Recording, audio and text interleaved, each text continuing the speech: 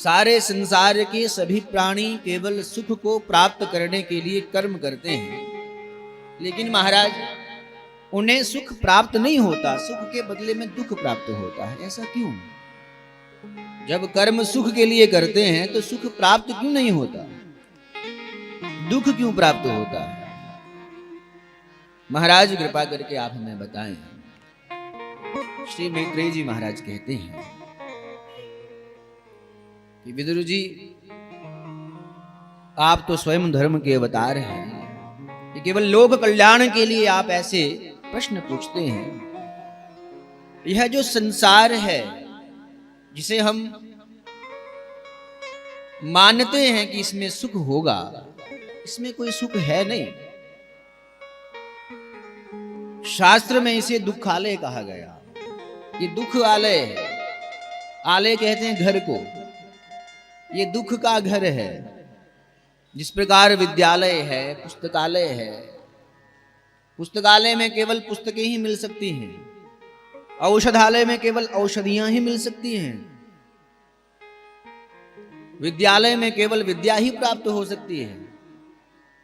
तो कहा महाराज उसी प्रकार ये दुखालय है। आप पुस्तकालय में जाकर के यदि कोई औषधि मांगते हो तो औषधि आपको प्राप्त नहीं होगी, क्योंकि औषधालय में औषधि मिलती है, पुस्तकालय में औषधि नहीं मिलती। तो ये संसार जो दुखालय है, जो दुख रूप है, इसमें सुख की केवल कल्पना है, सुख है नहीं। हमें लगता है कि क्षणिक सुख इसमें प्राप्त होगा, लेकिन वह सुख सुख नहीं है। अंततो गत्वा वह भी दुख का कारण बनता है। संसार जैसा दिखता है वैसा है नहीं।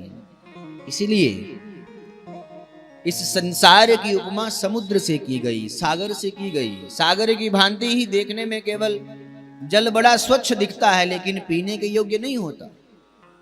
उसी प्रकार यह संसार है, देखने में बड़ा सुंदर दिखता है, बड़ा अच्छा दिखता है, लेकिन इसमें केवल दुख ही दुख है, सुख है ही नहीं। व्यक्ति हर कर्म करता है सुख प्राप्त करने के लिए। मैं यह मकान बनाऊंगा तो मुझे सुख प्राप्त होगा, मैं अपने व्यापार को आगे ले जाऊंगा तो मुझे सुख प्राप्त होगा। लेकिन महाराज ऐसा कुछ नहीं होता। जब तक युवावस्था रहती है, व्यक्ति धन के पीछे पड़ा रहता है। धन आना चाहिए, कैसे भी आए धन आना चाहिए। अंततो गत्वा महाराज पूरा शरीर लगा करके, पूरी युवावस्था लगा करके जब वह धन प्राप्त कर भी लेता है, तब भी धन से सुख प्राप्त नहीं होता। जैसे ही अवस्था थोड़ी अधिक हो गई, शरीर में रोग उत्पन्न हो गए। अब जो धन कमाया था उस धन को लेकर के वैद्यों के पास गए, कहा महाराज ये धन रख लीजिए, हमारा शरीर जैसा पहला था वैसा पुनः कर दीजिए।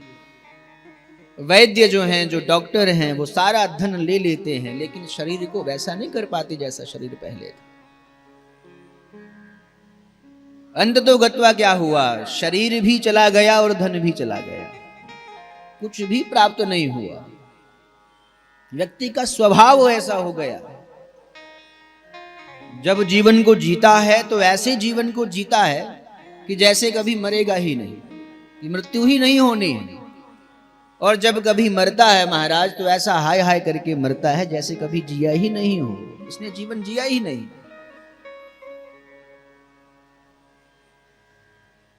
श्री मैत्रेय जी महाराज कहते हैं ये संसार केवल दुख रूप है। हे विदुर जी, इसमें सुख लेश मात्र भी सुख नहीं है। यदि कोई व्यक्ति सोचता है एक गाड़ी लेने से मैं सुखी हो जाऊंगा, तो नहीं, तुरंत महाराज दूसरी इच्छाएं जाग जाती हैं। व्यक्ति कभी सुखी नहीं हो पाता। जो थोड़ा सा सुख वह अनुभूति में लाता है वो केवल क्षणिक सुख है। अंततो गत्वा उसमें भी केवल और केवल रोग ही है, भय ही है, दुख ही है। हम ऐसा मानते हैं कि हम भोगों को भोगते हैं, लेकिन महाराज ऐसा नहीं है। हम भोगों को नहीं, भोग हमें भोगते हैं। भोगो न भुक्ता वयमेव भुक्ता, कालो न जाता वयमेव जाता। हम समय नहीं व्यतीत कर रहे, समय हमें व्यतीत करता है। हर एक क्षण हमारी आयु बढ़ रही है, हर एक क्षण हम